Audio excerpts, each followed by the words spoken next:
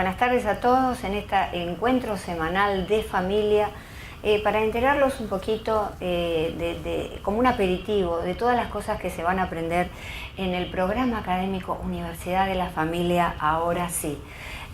La primera carrera universitaria dirigida a los padres, a los educadores, a todos aquellos que quieran saber más acerca de la familia. El título o diplomado es Capacitación para la crianza de los hijos y formación de una familia. Nada más y nada menos, ¿no? Qué cosa tan importante. Tiene 3 niveles: nivel introductorio, historia de la familia, problemática del mundo actual. 4 cursos. Nivel intermedio, capacitación para la vida matrimonial y la crianza de los hijos. Como es muy nodal, como es muy troncal, entonces son 7 módulos o cursos. Nivel superior, independencia de los hijos y el síndrome del nido vacío, 4 módulos. Esto va a ser 100% online, desde donde ustedes se encuentren pueden realmente estudiar esto y en su propio ritmo. Y va a ser online desde Humboldt International University, que es este magnífico lugar que me ha abierto las puertas cuando presenté el programa.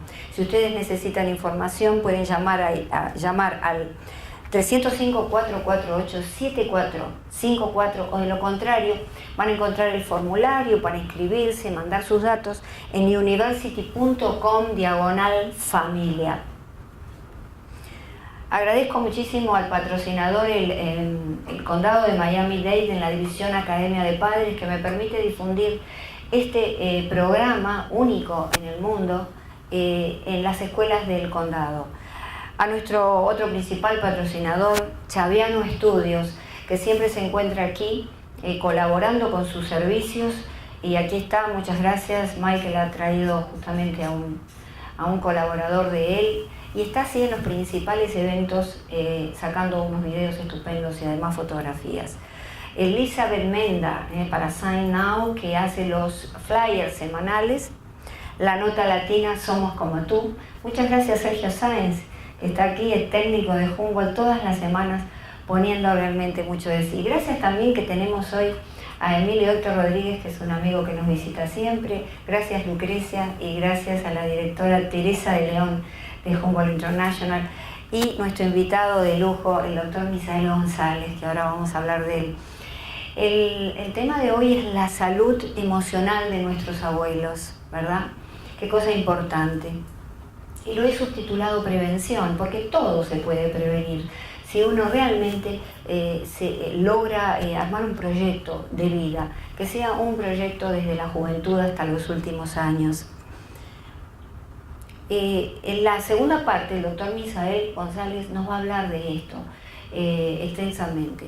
Y yo quiero ofrecerles las primeras etapas que introducen a toda una familia en esto de ser grandes, de envejecer, de la ancianidad, cuando empieza por primera vez. Y vemos que cuando los hijos se van y aparece el síndrome del nido vacío. El síndrome es un conjunto de síntomas, de signos, ¿verdad?, que empiezan a aparecer y que generalmente ataca más a las mujeres que a los hombres.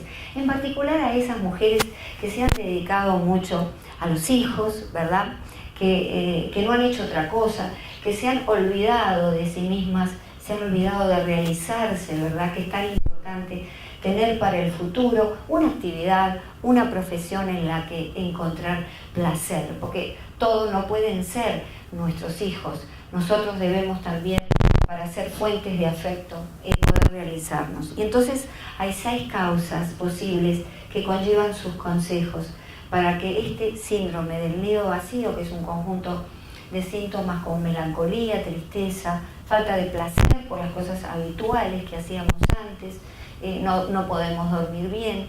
Bueno, son 6 causas. La primera es abandono de aspiraciones personales, lo que les decía antes, tener algo para sí misma, no transformar a los hijos y mandar en solamente la fuente de satisfacción, mandando ese mensaje, si tú te vas, mamá no es nadie sin ti. La mujer siente que pierde su identidad y entonces invertimos el círculo de los aportes emocionales. En lugar de ser nosotros el soporte de los hijos, como debe ser, queremos que nuestros hijos nos aporten y nos soporten a nosotras. Esto nos lleva a la pérdida de la intimidad de la pareja, ¿verdad? Y acá me quiero detener un poco. Somos mamás, somos papás en nuestros países, por lo menos en Argentina, ya cuando tenemos muchos años de casados, y viene un hijo a preguntarnos algo, le dice, preguntale a mamá, preguntale a papá, no dice preguntale a tu mamá o a tu papá. Es como que somos padres nada más, y nos olvidamos de eso tan importante que es la intimidad de la pareja. Entonces acá hay algunas estadísticas e investigaciones de Relate, que es una organización no gubernamental de Gran Bretaña que se dedica a estudiar los vínculos en los matrimonios. Peter Saddington es un consejero muy destacado allí y habla de estos vínculos. Y ellos han descubierto, junto con otros investigadores, que en las épocas de crianza comienza a decrecer todo el interés por estar juntos como padres, como pareja, porque solamente le damos mayor importancia a la crianza de los hijos, al ascenso laboral, que a la sexualidad, digamos que a la vida íntima. Se pierde la creatividad, no se habla del tema, hay una rutina tediosa y la atracción disminuye, dicen estos estudios, a los 5 años. Y esto está realmente soportado por estudios de biología evolucionista.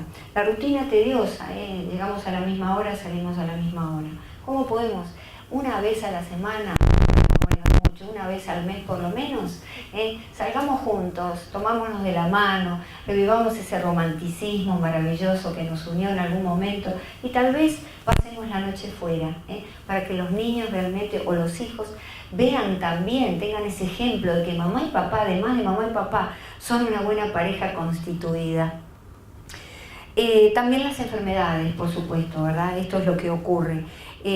Ahora, ¿por qué la atracción disminuye a los 5 años? Y vemos que Helen Fisher, en un libro que se llama Why We Love, ¿no? ella es antropólogo, bióloga evolucionista, y dice que pocas especies animales, de pájaros y de mamíferos, se aparean de por vida. Que el resto de las especies animales, entre los cuales esta destacada investigadora incluye a la especie humana, solamente están juntos hasta que pueden ver que el retoño está libre y está fuerte. Y ocurre no la comezón del 7º año al 7º año, sino al 5º año, porque coincide que justamente hasta el 5º, 6º año o termina los años fundacionales, ¿verdad? Como decimos siempre, de 0 a 6 años. Bueno, a los 5 años muchas parejas ya cuando el hijo está crecido deciden realmente no estar juntas, ¿verdad? Sin embargo, nosotros además de personas, de animales biológicos, somos seres espirituales, somos seres que desarrollamos alma, religión, que tenemos una conciencia de orden superior distinta a los animales. Y esto nos hace una especie única en cuanto a que podemos mantener relaciones de amor con aquellos que amamos por mucho tiempo, porque tenemos otros recursos psicológicos. Y Daniel Berger, en What Women Want, nos habla también de que el 18% de las mujeres, que coincide con las mujeres que se han dedicado solo a sus hijos, ya no tienen interés, digamos, en una relación íntima, porque no tienen tiempo, no tienen ganas, toda su vida gira en torno a los hijos.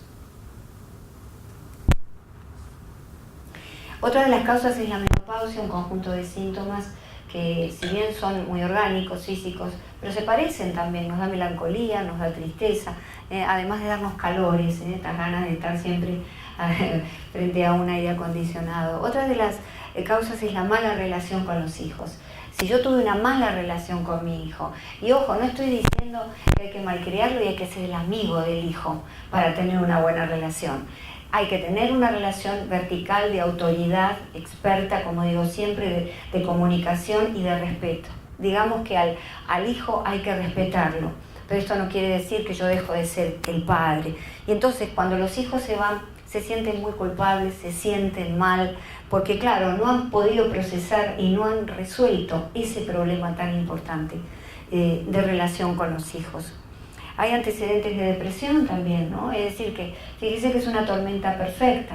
Si nosotros tenemos una depresión y estamos medicadas con una depresión, nos viene la menopausia y los hijos se van porque hemos estado en torno a ellos solamente en nuestra vida, bueno, es tremendo, nos vamos a sentir muy mal. Pero es importante conocer estas causas, ser consciente de ellas, para después poder aplicar digamos, los consejos. Ir a pedir ayuda a un terapeuta, al médico clínico, el médico que realmente nos va a derivar. Ojo, la depresión clínica es una enfermedad muy seria, ¿verdad? Pero existe también la depresión enmascarada que ataca en el síndrome del nido vacío. Y esta depresión enmascarada se da en mujeres que no demuestran tristeza porque los hijos se fueron. Están muy bien, están contentos, quieren realmente hacer la pareja de nuevo, rehacer, pero resulta que aparecen problemas físicos. Aparece, por ejemplo, dolores musculares, falta de sueño, dolores digestivos que no pueden explicar y que no tienen una causa orgánica cuando van al médico. Eso es una depresión enmascarada, síntomas físicos que están encubriendo síntomas psicológicos. Y luego, lógicamente, pasa el tiempo y viene la abuelidad. Y la abuelidad es un concepto reciente, en 1996. Paulina Rettler, una argentina, un médico psiquiatra argentina, escribió este libro en 1977, La abuelidad, ¿verdad? Y entonces está aquí ella con su abuela cuando era ella muy joven. Y este libro que expresa toda la gama de posibilidades para nosotros como abuelas en la vida, y también para nuestros nietos y para nuestros hijos, y cómo tenemos de alguna manera que ganar ese espacio de respeto en la familia, que es tan difícil acá en los Estados Unidos. Muchas abuelas, cuando son abuelas, se van a vivir a otros estados, porque a lo mejor ya no quieren que les digan abuela, ¿no? Pero es algo muy sagrado y lo debemos sin duda desarrollar. Los aspectos positivos es la transmisión de tradiciones familiares. Por ejemplo, los inmigrantes, yo cuando voy los domingos a casa de mi nieta preparo empanadas, un pollo al horno con arroz, cosas de nuestra cultura. Es decir, que eso es lo que tenemos que no perder, pasar esas tradiciones. Tradición viene del latín tradere y significa traer algo del pasado al presente. Es decir, que nosotras somos esa ligazón entre el pasado y el futuro de nuestros hijos, ¿verdad? ¿Por qué? Porque así construyen su identidad. Y la identidad no se termina con papá y mamá, no se termina con el país donde nacimos. Mi nieta es americana, el padre es americano. Sin embargo, el pasado que ella tiene, eso tiene que estar presente. Solamente lo hacemos los abuelos, ¿verdad? Particularmente la abuela. Somos una figura de estabilidad frente a los problemas de la familia. Siempre digo que cuando se nos van las hormonas del ciclo reproductivo, progesterona, estrógeno, bueno, aparecen las hormonas de la sabiduría. Las hormonas de la sabiduría que nos saben poner paños fríos en la familia, tenemos más paciencia, estamos más tranquilas. A mí me llama la atención porque a veces yo me quedo mirando un pajarito en el árbol y pienso, cuando yo tenía 20 años, ¿qué le importaba el pajarito en el árbol, verdad? Sin embargo, ahora yo me detengo a vivir la vida, a sentirla. Y eso es lo que tenemos que hacer en la familia, las abuelas. Por supuesto, reparamos los errores parentales. Con nuestros nietos no tenemos que incurrir en los mismos errores, los podemos reparar. Y ahí desde ya somos un modelo de inspiración por esto, y hay un aspecto único que es muy negativo y que se ve acá en los Estados Unidos de la abuelidad o abuelazgo, que es una palabra que no figura en la RAE, pero está aceptada en el diario, el discurso diario. Justamente el doctor Antonio Guijarro Morales, un cardiólogo muy reconocido, escribió El síndrome de la abuela abusada, esclava, hablando justamente de las vicisitudes que pasan las mujeres que tienen que criar noche y día a sus nietos, no ya ocuparse de vez en cuando, sino noche y día. Y él observó la gran cantidad de enfermedades, particularmente cardiovasculares, que se presentaban en estas mujeres. Este libro fue premio extraordinario de licenciatura de medicina en la ciudad de Guadix en 1996 y está reconocido como una bibliografía relevante por las Naciones Unidas. Se los dejo porque este es el aspecto negativo que tenemos que evitar. Cuando las mujeres jóvenes quieren tener un hijo, vamos a pensar si podemos cuidarlo en los primeros tiempos. Si podemos hacernos cargo un 70% y no pasarle, porque claro, el mensaje de la sociedad a la mujer es: tiene un hijo de todas maneras, porque bueno, porque hay que tener un hijo, porque el reloj biológico, porque mi marido quiere, y después no nos hacemos cargo. Eso es una cosa que debemos rever, porque está horadando, ¿no?, el corazón de la sociedad, la falta de las madres en el hogar. Hoy nos acompaña mi apreciado, mi querido doctor Misael González, un hombre realmente muy reconocido, no necesita presentación, que hoy, además de hablar de los abuelos, lo va a hacer desde su libro, el libro Secretos de Médico. Estupendo. Yo, en el poco tiempo que tengo, me he puesto a leerlo y realmente llega al corazón. Qué raro, porque es un científico, un médico que llegue así al corazón, con un relato simple pero profundo. Y pueden encontrar el libro en Amazon.com. No se lo pierdan. Yo lo tengo aquí realmente porque para mí esto es una joya que no puedo perder. Gracias, Misael, por estar aquí. Te agradezco muchísimo. Muchas gracias. Bueno, te acompaño, porque hoy vamos a hacer algo distinto como hicimos la vez pasada, ¿verdad? Claro que sí. Nos sentamos acá. He quedado prendada de este libro, prendada. Y fui por otro lado a la presentación en Books and Books, y pocas veces Books and Books se ve así, plena de gente, no cabía un alfiler, realmente una maravilla. Te felicito por este libro. ¿Qué te llevó a hacer el compendio de esto, verdad? El resumen casi de tu vida, o por lo menos de tu vida como médico. Bueno, es que la vida es una sorpresa. Y normalmente uno siempre quiere que las sorpresas sean agradables y que sean todo bueno, pero de pronto te empiezan a pasar cosas que tú no te esperas porque, digamos, de alguna manera crees que no te las mereces. Y crees que estás haciendo las cosas bien, ¿por qué te suceden cosas malas? Leí siendo joven un libro que decía eso, justamente, ¿por qué le suceden cosas malas a la gente buena? Y con el tiempo también entiendes que no hay gente buena ni mala, sino somos personas con cosas buenas y cosas malas. Y a veces nuestra ignorancia, por decirlo de alguna manera, nuestro desconocimiento, no significa que estemos actuando bien o mal. Yo recuerdo cuando fui a hacerme ciudadano americano, después que había pasado el examen en inglés y todo, porque ya yo hablaba mi poquito de inglés y estaba trabajando, sacaba sangre para una compañía de seguros médicos, iba a las casas cuando alguien iba a comprar el seguro, y el señor, después que yo había pasado todo, me dijo: ¿dónde está su inscripción al servicio militar? Y yo le dije: ¿cómo que mi inscripción? Cuando yo llegué ya yo no tenía que inscribirme.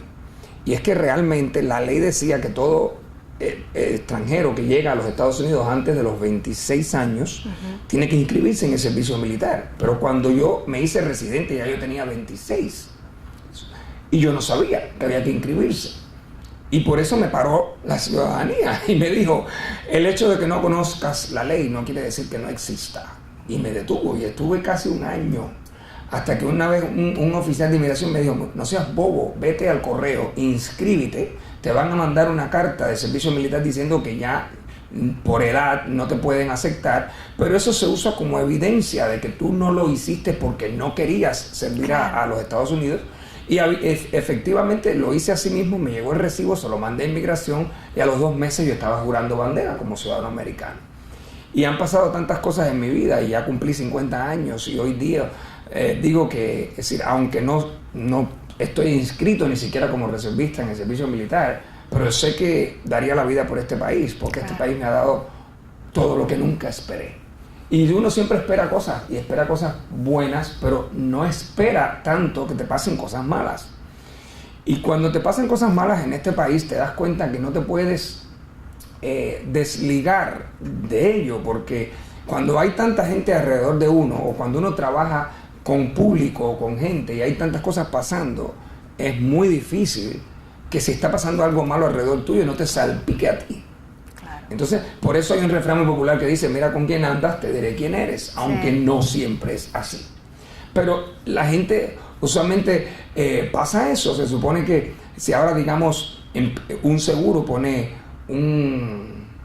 una querella, por decirlo de alguna manera, contra o hacen abrir una investigación porque creen que hay un fraude, generalmente cuando llega a las instancias pertinentes, los que están investigando no van a concebir que un paciente pueda hacer un fraude sin el conocimiento o la aprobación o la ayuda del doctor.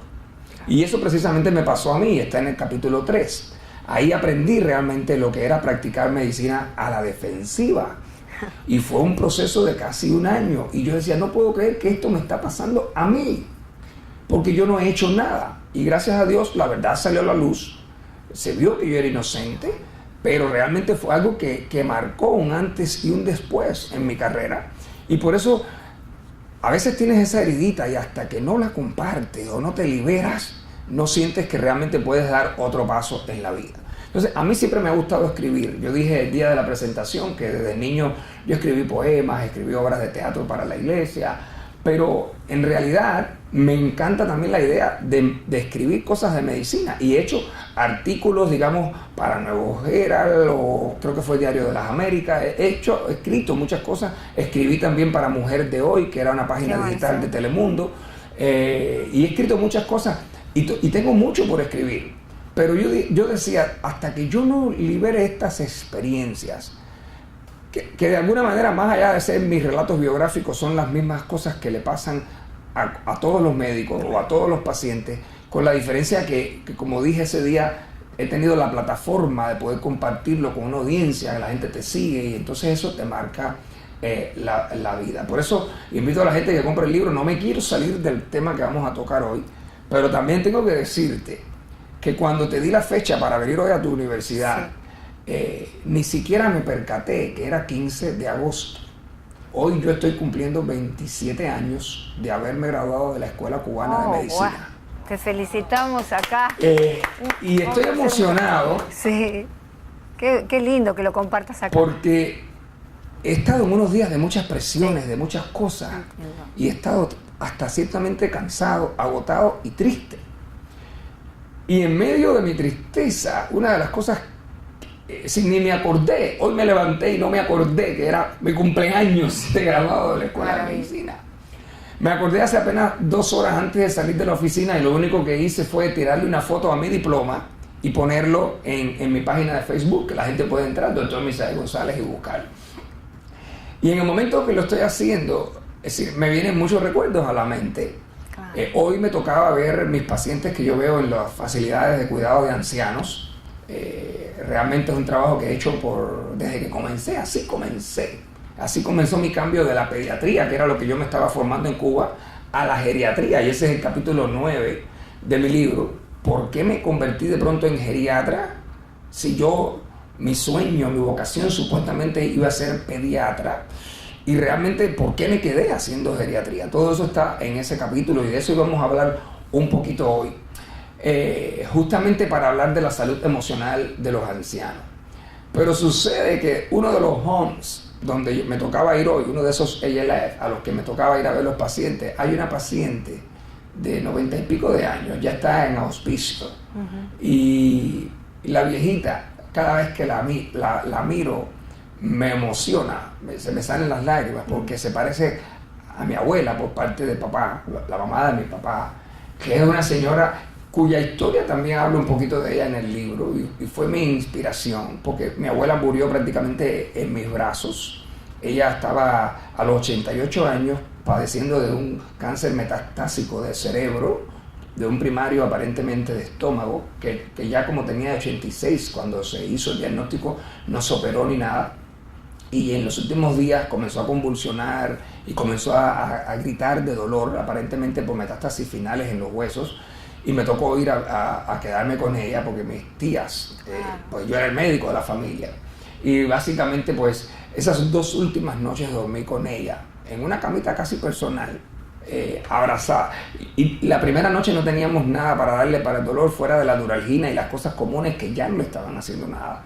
Y recuerdo que cada vez que ella se despertaba en dolor, yo lo único que atinaba era abrazarla, porque todavía no le tocaba nada de eso. Ya le habíamos acabado de dar una Duralgina hacía 2 horas, y la abrazaba y empezaba a pedirle a Dios, si este es su final, llévatela ya, yo no la quiero ver así. Hasta que se quedaba dormida y dormía. Y luego, afortunadamente fueron solo 2 noches, porque al otro día yo me levanté y me fui al hospital donde yo me había formado, fui a la emergencia y le pedí a una enfermera que me consiguiera una morfina para ponerle a mi abuela si seguía. Y esa segunda noche, ya como a las 4 de la mañana, yo no aguanté más y yo le inyecté la morfina y recuerdo que mi abuela viró su rostro, me miró y con la misma cayó profundamente dormida y unas horas después ya se fue. Sucedió 22 de noviembre a las 11 de la mañana, ya se fue y la última persona que ella miró fue mi rostro sobre las 5 o 6 de la mañana. Cada vez que llego a ese home, a ese ILF y veo a esa señora, pues me recuerdo de mi abuela. Y cada vez que está pasando algo importante o difícil en mi vida, es como si la presencia de ese ser maravilloso que fue mi abuela Irene estuviera cerca de mí dándome aliento y tratando de levantarme el ánimo. Y por eso pues en el libro hablo de ella. Así que espero que tu audiencia no se moleste porque me sienten la voz un poquito rajada, no estoy fingiendo nada ni soy artista. Eso es algo que sabes que me molesta y lo quiero compartir porque hace unos días estaba en el hospital el domingo pasando visita a las 6 de la tarde y una señora que ni siquiera me conocía, familiar de un paciente, me dice, ahí va el artista. Y la miré y le dije, señora, si yo fuera artista no estaría a las 6 de la tarde un domingo pasando visita en el hospital con una bata blanca hasta la rodilla. Y a mí eso, es decir, para mí ha sido una dicha, una bendición estar en la televisión, poder dar una opinión en un programa, pero yo quiero que toda esa gente sepa que yo hago medicina de verdad, que tengo una práctica ocupada y que tengo una práctica geriátrica importante que son mi vida y los he cuidado porque espero que si no tengo la dicha de llegar a tener un hijo, por lo menos el día que llegue a esa edad, espero que alguna persona por ahí, nursing assistant o algo, me pueda limpiar con amor si estoy en una cama. Y realmente, para mí, justamente en memoria de mi abuela, empecé a ver pacientes geriátricos porque el primer día que llegué a un nursing home me quería ir de lo que vi y me quedé. Y realmente, de esas cosas que marcan tu vida, que te inspiran, que te hacen poner los pies en la tierra y seguir siendo la persona que eres, me encanta el tema que tú has escogido como parte justamente de la Universidad de la Familia, poder hablar de la salud emocional de los abuelos, de la tercera edad. Y es curioso porque a lo mejor mucha gente que esté pasando, tratando de hacer el live con nosotros ahora, probablemente va a decir, ay, están hablando de los viejos, porque cuando teníamos 15 o 20 años no nos importaba mucho, aunque nuestros abuelos siempre nos consintieron, porque se dice que el abuelo tiene la experiencia de lo que no pudo hacer como padre y entonces la transmite a los nietos, y por eso los nietos cuando estamos en peligro vamos corriendo a escondernos a la saya de las abuelas. Pero es muy triste porque estamos viviendo una época muy difícil, todo el mundo tiene que trabajar y vivimos en un país que es muy consumista, donde hay de todo, pero todo cuesta y al final queremos tener un par de zapatos nuevos cada rato y queremos vivir en una casa buena y entonces a veces estamos ganando 300 pesos a la semana pero gastamos 400 y nos vamos endeudando y vivimos del crédito y la vida nos está asfixiando, entonces tenemos que buscar un segundo trabajo y vamos cada vez más perdiendo la calidad de vida y el tiempo. Y antes, por lo menos en Cuba, nuestros abuelos morían en casa rodeados de familia, pero ahora vivimos un tiempo donde cuando ya no podemos, nuestros abuelos van a un nursing home o a un ALF, que en inglés quiere decir Adult Living Facility o Facilidad para el Cuidado de Ancianos, que son esas casitas maravillosas porque hay pacientes de 6 o pacientes de 12, dependiendo de los cuartos que tiene la casita, y se convierte como una segunda casa. Es mejor vivir en un ALF que en un nursing home, porque el nursing home sigue luciendo como un hospital y nadie quiere pues terminar los días de su vida interno en un hospital. Entonces realmente yo tengo mucho cariño por estos viejitos porque ellos están todo el tiempo más que todo viendo televisor, en algunas casas juegan dominó y almuerzan y comen y recién cuando llegan por primera vez a estas facilidades están reacios porque se sienten abandonados, se sienten empujados.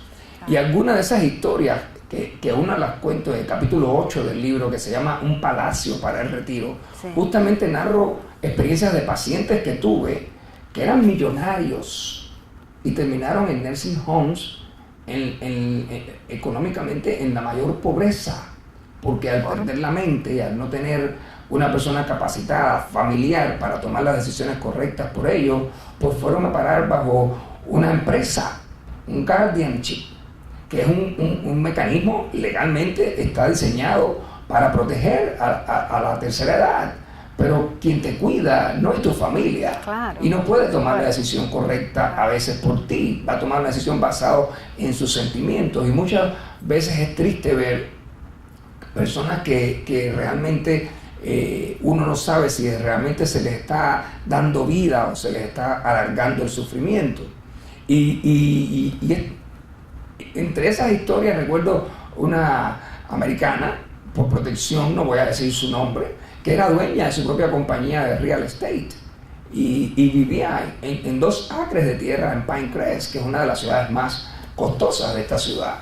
Y básicamente terminó viviendo de welfare, Medicare, Medicaid, y su propiedad, que valía más de $2 millones, terminó siendo vendida por $200,000. Realmente fue triste verla porque sencillamente ya ella estaba en otro mundo.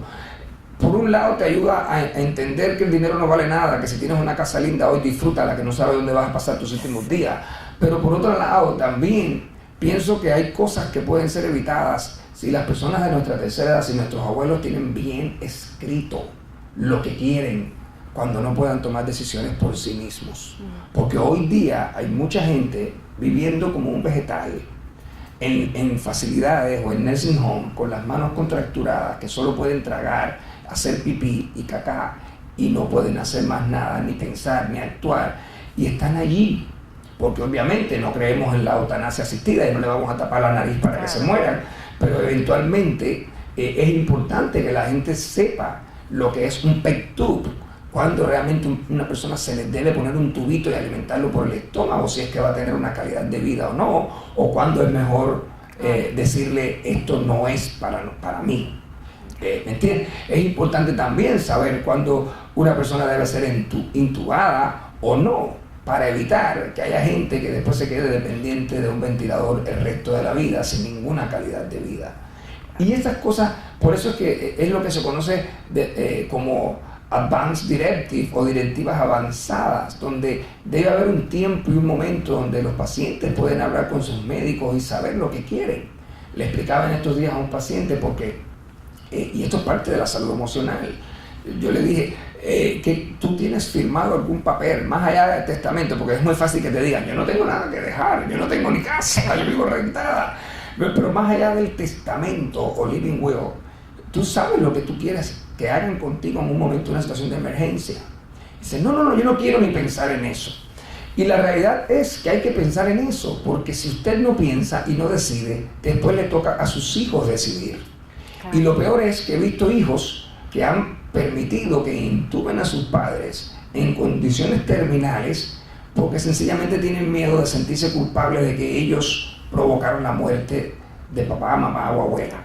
Y en este caso, lo que sucede es que después lo que está cogiendo es prolongar la agonía y muchas veces es muy difícil entonces apagar un ventilador, porque entonces es como si estuviéramos haciendo eutanasia asistida, sobre todo en estados donde la eutanasia asistida no es legal. Entonces realmente es importante que la gente le pierda ese temor. Y de eso justamente yo quería hablar contigo de las 3 o 4 cosas más importantes que yo veo que forman parte de la salud emocional de nuestros abuelos.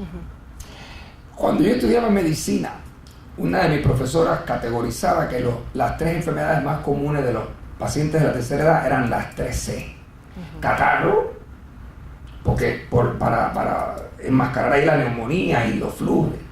Segundo, cadera, porque en aquella época la gente se caía y no había el reemplazo que hay hoy y se morían pues encamados de úlceras y de las complicaciones. Y la C era de caca, pero es decir, usábamos el término C para hacer las 3C como recurso mnemotérmico, pero era para hablar de las diarreas, porque es verdad que los viejitos tienden a tener ya una intolerancia a veces a la lactosa, a proteínas, por cualquier cosa se deshidratan y pueden morir en un desequilibrio electrolítico, pueden morir con una enfermedad renal, etc. Hoy día yo he dicho que esas 3C han sido sustituidas, porque casi nadie se muere ya de neumonía, porque hay antibióticos, se puede hacer un diagnóstico rápido. Casi nadie se muere de una caída por una fractura de cadera porque no hay edad. Yo tengo un paciente que a los 99 años se fracturó la cadera, lo operaron y hoy tiene 115.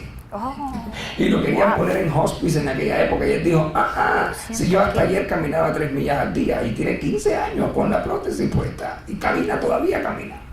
Entonces realmente, y de las diarreas también son tratables. Hay sustancias electrolíticas, hay muchas maneras de hidratar rápido a un viejito para que no se te muera por una deshidratación. Yo he cambiado hoy día la C por las D. Porque lo que más estamos viendo, por lo menos que influye mucho no solamente en la salud emocional de los abuelos, sino de la familia que está alrededor, es, digamos, la D de demencia.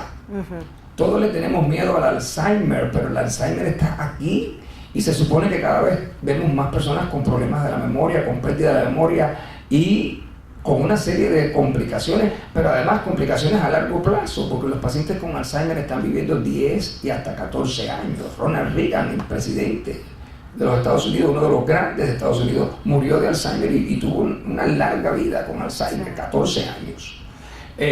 Tenemos también el tema de las depresiones, como bien tú empezaste diciendo. No solamente empieza en el nicho vacío, la gente usa el nicho vacío para hablar de cuando ya los hijos se casaron y se fueron, pero hoy en día la gente se retira y de pronto se siente que está en casa y en lugar pues de ir a la playa todos los fines de semana, pues van al doctor todas las semanas. He tenido gente querida, pacientes queridas que ni siquiera son tan viejas, que llega un momento que la rutina es, esta semana me toca el dermatólogo, la que viene el gastroenterólogo, el próximo el neurólogo, y no se dan cuenta que el exceso de uso de los especialistas también genera un exceso de medicamentos, de procedimientos, que empiezan a encontrar cosas que a lo mejor no te hubieran causado ningún dolor, porque a lo mejor tienes un nódulo granulado, calcificado, un pulmón que lo has tenido siempre, pero cuando te hacen la placa y sale, y tú no tienes ni tos ni falta de aire, te hacen la placa y salió el nódulo, entonces ya hay que hacer un CT scan, y ya el CT scan hay que repetirlo en 3 meses, y ya usted está pensando que tengo cáncer en el tórax, y ya de pronto creció 0.2 milímetros, y ya hay que hacer una biopsia, y ya de pronto tienes una cirugía mayor. Eso le acaba de pasar a una paciente mía y al final era normal, no tenía cáncer. Y digo, ¿te imaginas el sufrimiento que has tenido durante 6 meses por una calcificación? Que si a lo mejor no te hubieras hecho nunca la radiografía, te hubieras muerto igual a los 80, a los 90 años y te hubieras ahorrado ese gasto innecesario que estamos viendo. Por eso compartía con algunas de las personas que nos visitan hoy aquí, el hecho de la preocupación tan grande que hay en el sistema de salud por lo costoso que se hace, porque la tecnología es costosa, y al mismo tiempo estamos viviendo más años.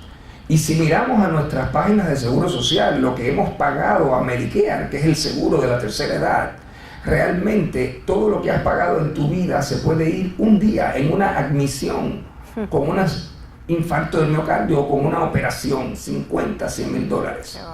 Entonces, por eso es que estamos en crisis, porque realmente, aunque también, decía otro colega en la sala, gastamos millones de dólares en la guerra, en el armamentismo y en protegernos para la guerra, sin tener una guerra.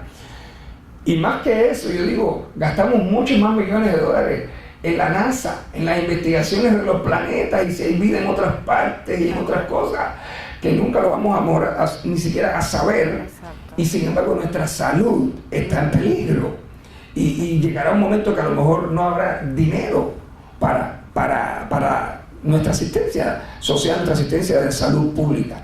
Al mismo tiempo, yo no quiero ser escéptico porque he venido a dar aliento, no a poner a la gente a temblar, pero sí me encantaría que la gente piense que la ciencia hoy en día está siendo tan manipulada, a veces por intereses creados para no atacar a nadie en particular, que llega un momento que si no buscas bien de dónde viene el artículo o el estudio, terminamos creyendo cosas que hace 50 años no se creían y eran errores. Y por eso hay hasta un versículo en la Biblia que dice, pero la ciencia acabará, llegará un momento que no vamos a saber a quién le vamos a creer, porque todo lo podemos probar científicamente con un estudio. Y por eso mucha gente, y sobre todo en la tercera edad, porque ha sido mi experiencia personal, tú ves a los viejitos que vienen y tienen un copago grande en algunos medicamentos, pero luego te sacan otras jabitas llenas de medicamentos de medicina natural, y de vitaminas y de suplementos Claro. que te dicen que se están tratando de cuidar y no se quieren morir. Y me he reído con muchos de ellos porque a los 80 años vienen y me dicen, póngame una dieta. ¿Y qué puedo comer? Que me acaban de diagnosticar la diabetes. Y yo siempre le digo, puedes comer de todo. Ya tienes 80 años, ya pasaste el promedio de vida. Si te estresas pensando en que no puedo comer esto o esto otro, me voy a poner peor. Y te vas a morir del estrés y de la tristeza, más allá que realmente de cualquier enfermedad. Entonces, realmente yo, como dijimos aquel día, me gusta la medicina convencional, es la que practico, pero más me gusta la medicina integrativa, porque he visto el poder no solamente de un suplemento vitaminoso. Aquí, por ejemplo, en la tercera edad hay mucha gente con neuropatía y la mayoría tienen la vitamina B12 baja, pero el médico o el neurólogo le da Neurontin o gabapentin o pregabalin para la neuropatía, y resulta que esas medicinas no dejan de ser buenas, pero también tienen complicaciones, y hay gente que le da trastornos visuales y después no pueden ni manejar, o están expuestas a otras cosas, y sin embargo cuando vienes y revisas sus laboratorios tienen los niveles de vitamina B12 bajos, y los empiezas a inyectar y de pronto se les quita la neuropatía, y llevaban 6 meses tomando gabapentina y no les hacía nada. Entonces realmente es importante poder hacer una evaluación integral de la persona. A veces, como decías tú, lo que tienen es una depresión enmascarada. Se dice que a los 70 años el 70% de la población tiene algún grado de depresión, sobre todo porque hemos vivido tan intenso, sin detenernos, sin parar, sin pensar, que al final cuando llegamos a esa edad, lo que estamos pensando, nos queda cada vez menos tiempo, nos vamos a morir ya, y todos le tenemos miedo a la muerte. A mí no me gusta que nadie me diga, yo estoy ready para morir, no le tengo miedo a la muerte. Todos le tenemos miedo a la muerte, porque nadie sabe qué hay detrás. Definitivamente creemos que hay una mejor vida y que ya no hay dolor y nos aconsejamos y todo, pero yo lo sé por propia experiencia. Mi propia madre, por ejemplo, que acaba de pasar por una arritmia y ahora no quiere ni siquiera dormir sola, y mi mamá es cristiana y nunca le ha tenido miedo a la muerte, y estoy hablando de ella porque sé que ella no va a ver este Facebook Live, porque si no no le va a gustar. No le va a gustar, no le gusta que hable mucho de ella. Pero en estos días le dije, pero ¿cuál es tu temor? Si tú has vivido como una reina y lo has tenido todo en medio de todas las cosas que también viviste desde niña, de tristeza, de orfanatos, de todo. Entonces, al final nos damos cuenta que aunque tengamos una fe y creamos en Dios y creamos en una vida después de esta y creamos que nos vamos para el cielo o creamos que vamos a reencarnar en otra vida, a vivir otro tiempo, más allá de lo que usted crea, lo que yo siento y siento es que tenemos una vida, un presente, y todos queremos aprovechar al máximo lo que tenemos. Entonces, en la medida que los años van pasando y nos va quedando menos tiempo, eso nos va causando angustia y nos va deprimiendo. Inclusive una de las cosas que hace, esa es la causa también, entre otras cosas, de las insomnias. La mayoría de las personas de la tercera edad tienen problemas para dormir, para quedarse dormidos. Y yo he podido detectar muchos que hasta les sube la presión en la noche a 180, 200, y tú lo ves, y yo le digo, ¿y qué tú hacías tomándote la presión a las 2 de la mañana? Porque tenía miedo que me fuera a dar un stroke. Y le digo, no, el stroke te va a dar del nerviosismo, del estrés. Tómate un tilo, tómate un Xanax y acuéstate. Pero también es que muchas veces están solos y tienen miedo a amanecer solos. Entonces, hay muchas cositas que pudiéramos hablar y estrategias que tenemos que seguir para cambiar eso, ¿ok? Así que yo le quiero decir a todos los que nos están oyendo que si quieren saber un poquito más de estos temas, yo le dedico casi 3 capítulos de mi libro a la tercera edad. El 9 de cómo pasé de la pediatría a la geriatría, el 8 es que el palacio para el retiro, y el capítulo 6 creo que es también, habla justamente de una paciente que me escupió la cara una tarde porque estaba bajo un estado de psicosis. Me adoraba. Cada vez que yo llegaba al home a verla me decía, te acabo de ver, y era que había salido en caso cerrado. Y me daba besos y abrazos, y ese día llegó al hospital y ella estaba agitada, queriéndose tirar de la cama, tuvieron que amarrarla. Y yo llego y le digo, pero Lucecita, estoy cambiando el nombre, ¿qué te pasa? ¿Por qué estás así? Y mire, me has escupido, y no se daba cuenta de lo que estaba haciendo. Obviamente, después que ella salió de la psicosis, ella ni se acordaba que me había escupido la cara. Y realmente, estas cosas te cambian la vida porque te hacen ver el valor de la mente, de cuidar la mente, de estar bien. Hay un exceso de polifarmacia en los pacientes de la tercera edad que también afecta la salud mental. Por eso muchos psicólogos, y tú eres psicóloga, han dicho claramente que nuestra mente nos sana o nos mata también. Y le digo a mis pacientes, no te dejes poner nombres. En estos días una paciente me dijo, usted no sabe, usted lleva a 5 años que yo soy su paciente y usted no sabía que yo tuve lupus eritematoso desde joven. Y digo, bueno, pero el lupus tuyo no era nada, porque los lupus serios matan. A los 45 perdí yo a una paciente con un cáncer de pulmón por un lupus eritematoso sistémico en Cuba. Entonces realmente, por eso le digo a la gente, no se dejen realmente impresionar o amedrentar por los nombres de las enfermedades. Muchos de ellos son raros, muchos son franceses, pero en realidad lo más importante es que la gente pueda entender hoy día, decir soy diabético no significa estoy enfermo. Hay diabéticos con 100 años viviendo muy bien, comiendo muy bien y tomándose su medicina. So, lo más importante en nuestra salud emocional es, primero, no dejarnos intimidar por el nombre de las enfermedades o por incluso la palabra cáncer. Antiguamente, hace 20 años, cuando yo estudiaba medicina, te decían, tienes cáncer, y tú decías, me voy a morir, ¿cuánto me queda de vida? Claro. Hoy día sabemos que 55% de las personas con cáncer mueren de cualquier otra cosa menos del cáncer en sí. Y la gente vive y te dice, yo hace 20 años me sacaron un seno, me dieron mi quimioterapia, me dieron mi radiación y estoy aquí perfectamente. Entonces, eso es una verdad. No hay que tenerle miedo a los diagnósticos ni a las enfermedades. Quizás a la soledad puede ser, pero por eso también hay que aprender a quererse y a estar solo, sin miedo a estar solo, porque no nos enseñaron, ¿ves? Nos enseñaron en que necesitábamos la otra mitad para vivir. No nos dimos cuenta, como dijo Lennon, eso lo dijo John Lennon, que éramos un ser completo, continuo, que quizás necesitamos un complemento, pero no otra mitad. Entonces, no podemos dejar de ser nosotros para que otros vivan nuestras vidas. Y debemos tratar de vivir cada día de manera tal que cuando lleguemos a los 70 años, a la tercera edad, no nos sintamos que nos faltan cosas por hacer y empecemos entonces a hacer papelazos y a cometer ridículos. Yo te quería, estupendo todo lo que dices, y quería hacerte esta pregunta porque en tu libro dices que bueno, que nos preocupamos por los hijos muchísimo desde que somos jóvenes, ¿no? Y por la salud, por el bienestar económico, pero no por nosotros. Es decir, ¿cuál es el consejo que tú le puedes dar a los padres jóvenes? ¿Cómo tienen que cuidar y verse como ancianos, como personas mayores, verdad? ¿Cuál es ese consejo importante? Y además preguntarte, Sergio, si no hay preguntas para el doctor. Bueno, entonces puedes contestar. Una mañana llegué a un ELF, a un home, y me encontré una viejita llorando. Acababan de ponerla hace 2 o 3 semanas. 87 años. Y ¿tú por qué estás llorando? Dice, ay doctor, porque yo no tengo por qué estar aquí. Yo tenía mi casa, mi criada, era una señora cubana de la época de antes. Sí. Mi marido se murió hace 6 meses. Y me dejó con un retiro de $2,000 y pico, con mi casa paga, con una señora que me cuidaba, mi criada. Y llegó mi hijo y me dijo, Mima, firma aquí, te estoy preparando los papeles porque no quiero que si tú te mueres, el gobierno se va a quedar con la casa. Eso era muy típico en Cuba. Entonces, para que y ay, mijito, ¿dónde hay que firmar? Y ella le firmó el papel sin leerlo. Oh.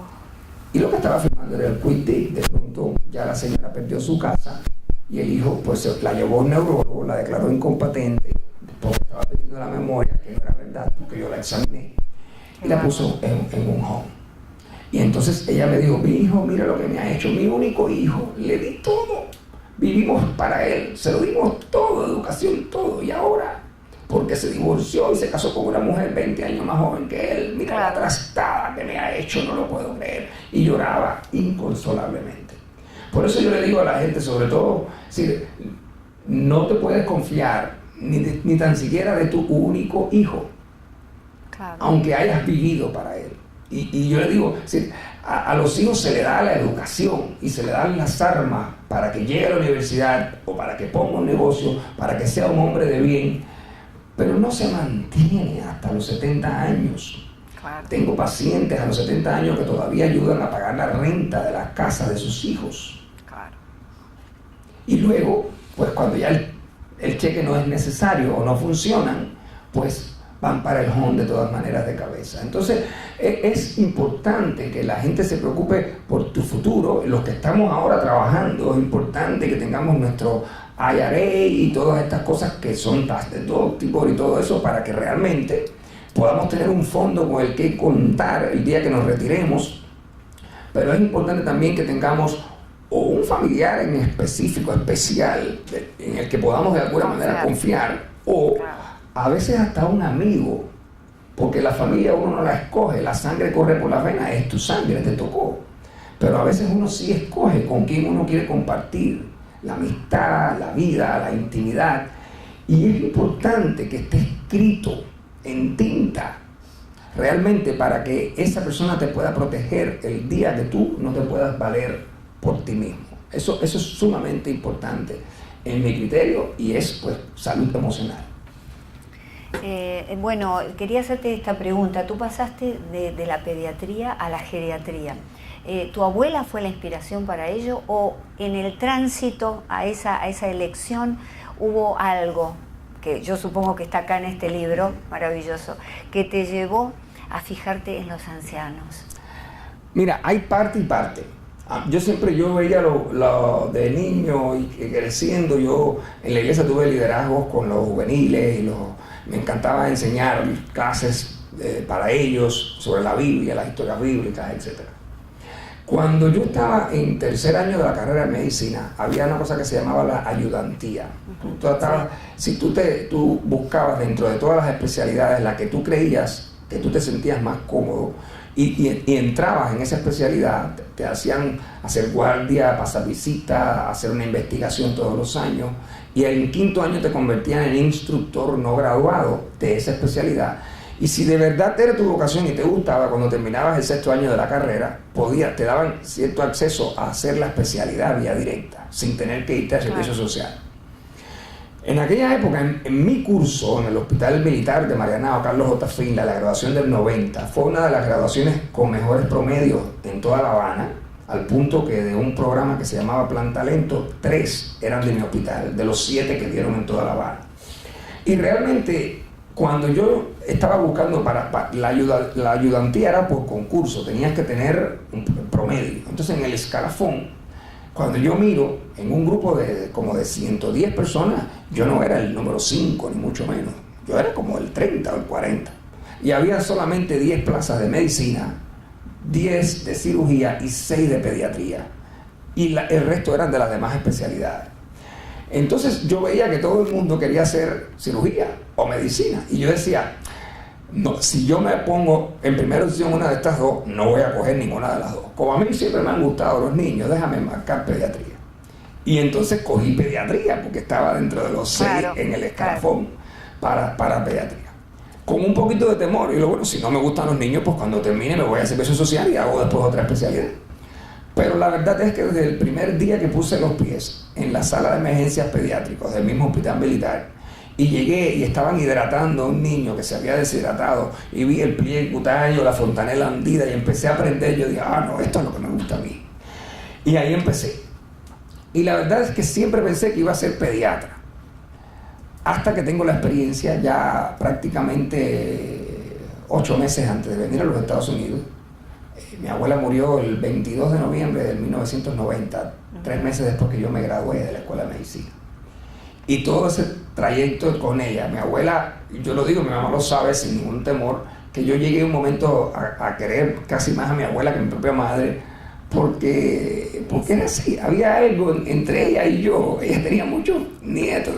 Y yo a veces le decía, yo sé que tú tienes muchos nietos, pero dime que yo soy tu favorito. Y me decía, cállate. Y yo recuerdo, la experiencia fue maravillosa, porque mi abuela era blanca, pero fue una blanca que nació en el 1902 y por los años 30 se enamoró de un negro y rompió su primer matrimonio con 6 de sus hijos y se juntó con mi abuelo.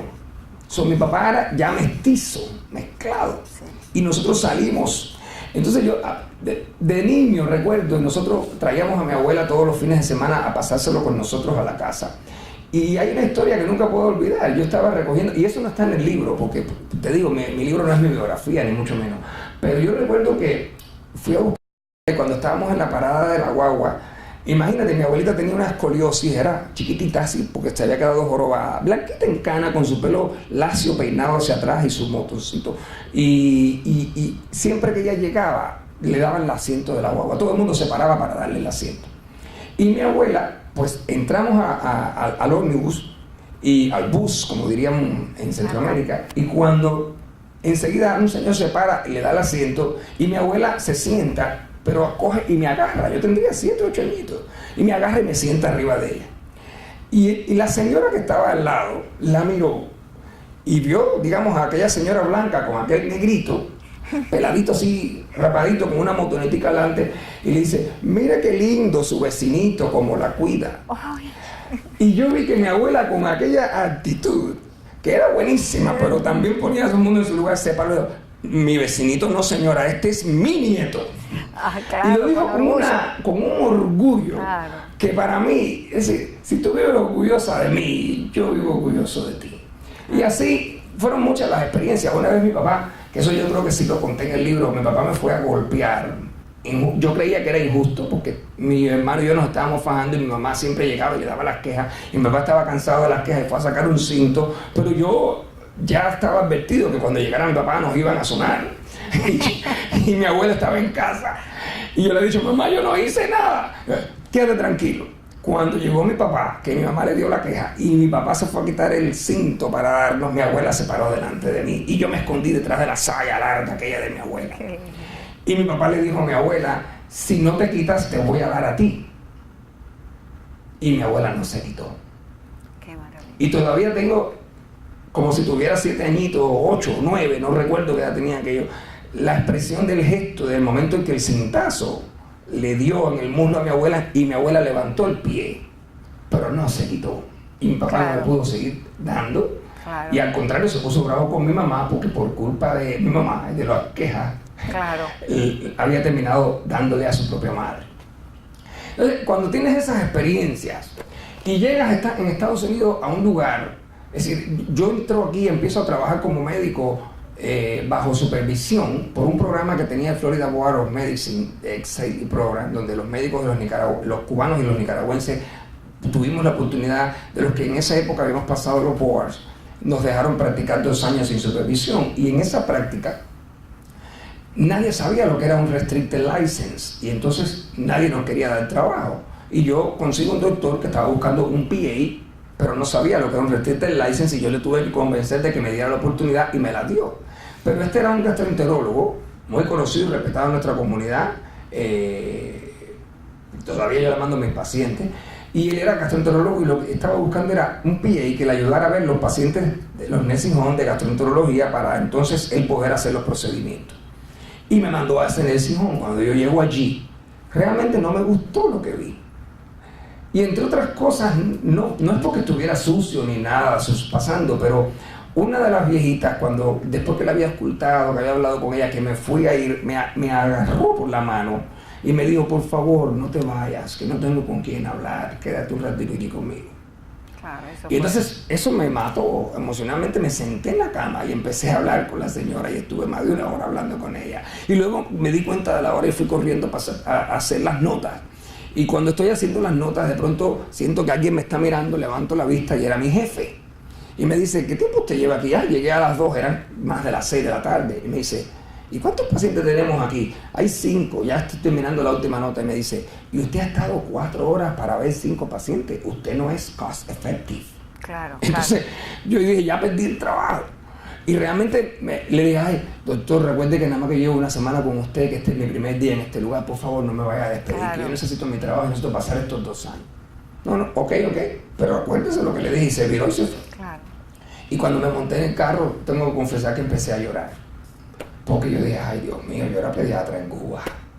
Claro. Y ahí me empezaron a venir recuerdos de personas que inspiraron mi vida en la tercera edad. Una fue Mabel Willy, la que fundó la Convención Bautista Libre en Cuba, una americana que que también desde que me conoció en Cuba tuvimos un contacto muy especial. Y mi abuela. Y entonces dije, ¿sabes qué?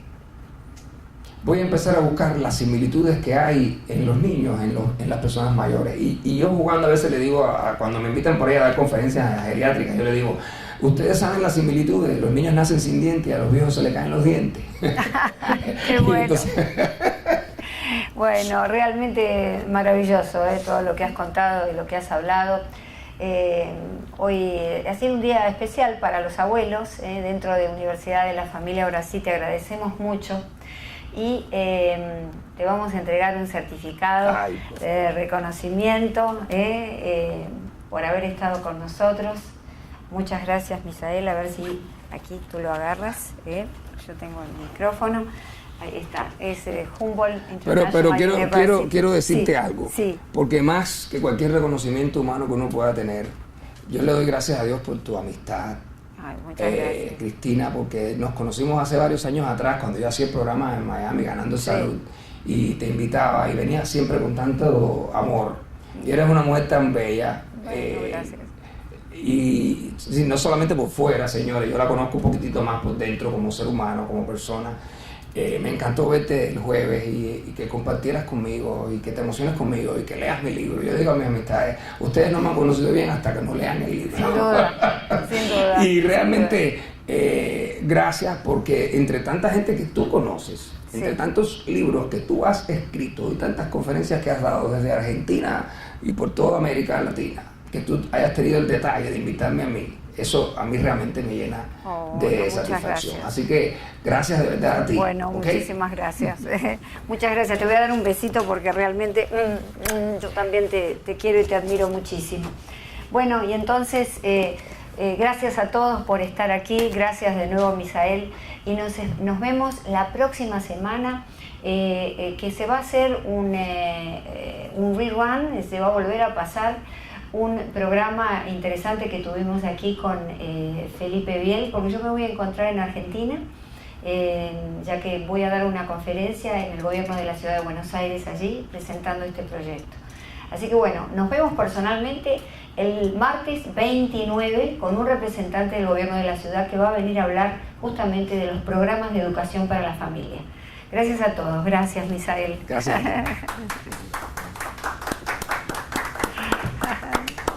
Muy bueno.